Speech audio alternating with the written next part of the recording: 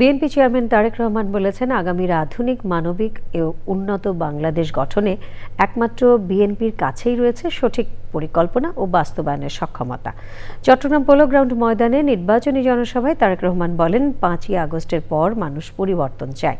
প্রতিদ্বন্দ্বী দলের সমালোচনা করে দেশের উন্নয়ন সম্ভব নয় বলেও মন্তব্য করেন তিনি। এরপর ফেনী ও কুমিল্লার সমাবেশে তারেক রহমান বলেন, যে যতই বদনাম করুক, দেশবাসীর উন্নয়নে কাজ করে যাবে বিএনপি। জয়দেবের ভিডিও চিত্রে আরও জানাচ্ছেন আক্তার হোসেন।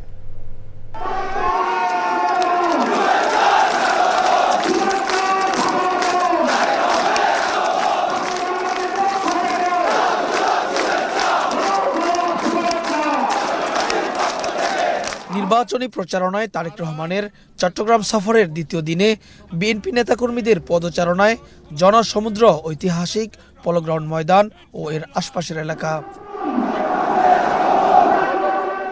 প্রচণ্ড জনস্রোতে সভামঞ্চে পৌঁছতে বেগ পেতে হয় তারেক রহমানকে।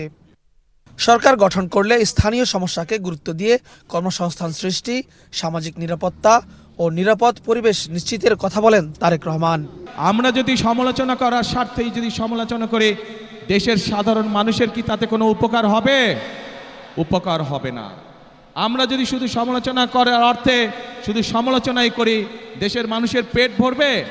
পেট ভরবে না।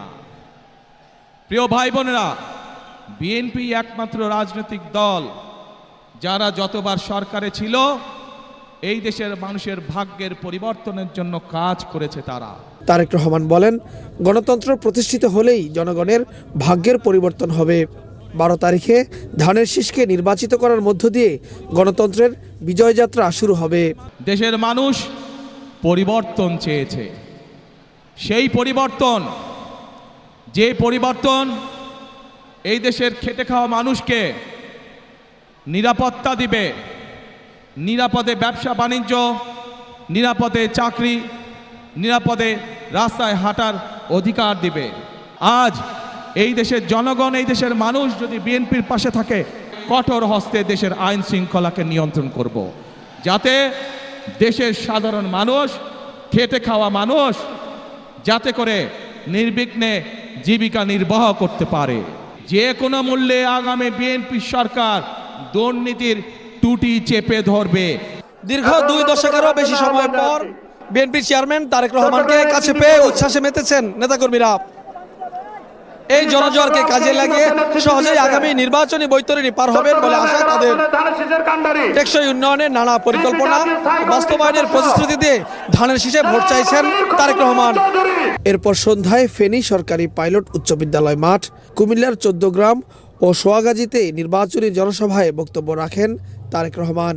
ইপিজেড আছে চট্টগ্রামে, এরকম ইপিজেড ঠিক একইভাবে এরকম ইপিজেড ইনশাল্লাহ আমরা ফেনী অঞ্চলেও নিয়ে আসতে চাই। জনগণের ভাগ্যের পরিবর্তন তখনই করতে পারবে যখন আমরা এই যে দুর্নীতির লাগাম টেনে ধরতে পারবো। এই সকল পরিকল্পনা বাস্তবায়ন করতে হলে, জনগণের জন্য আইন শৃঙ্খলা ব্যবস্থা কঠোর হস্তে নিয়ন্ত্রণ করতে হলে, দুর্নীতির লাগাম টেনে ধরতে হলে, প্রিয় ভাই বোনেরা, আপনাদেরকে আগামী 12 তারিখে ধানের শীষকে নির্বাচিত করতে হবে। সেখানে বিএনপির মনোনীত ধানের শীষের প্রার্থীদের পরিচয় করিয়ে দেন তারেক রহমান। এই এলাকার সমস্যার সমাধানের জন্য আমরা কাজগুলো শুরু করব। আমাদেরকে দেশকে গড়তে হবে। Akhtar Hossain, channel I, Comilla.